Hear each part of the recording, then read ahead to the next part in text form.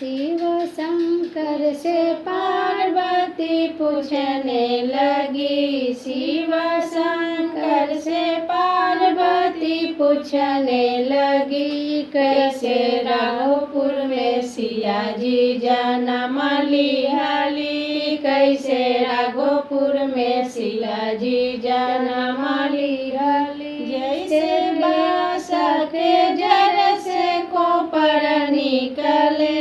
जैसे बांस के जड़ से कोपर निकले।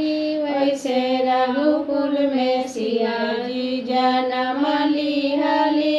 जैसे रघुकुल में सिया जी जन्म लिहाली। शिव शंकर से पार्वती पूछने लगी। शिव शंकर से पार्वती पूछने लगी। कैसे रघुकुल में सिया जी जन्म लिहाली। कैसे रघुकुल में सिया जी जन्म लिहाली। जैसे केला के जड़ से बिछिया निकले। जैसे केला के जड़ से बिछिया निकले।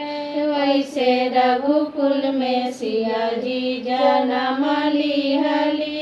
वैसे रघुकुल में सिया जी जन्म लिहाली। शिव शंकर से पार्वती पूछने लगी। शिव शंकर से पार्वती पूछने लगी। कैसे रघुकुल में सीता जी जन्म लिहाली। कैसे रघुकुल में सिया जी जन्म लिहाली।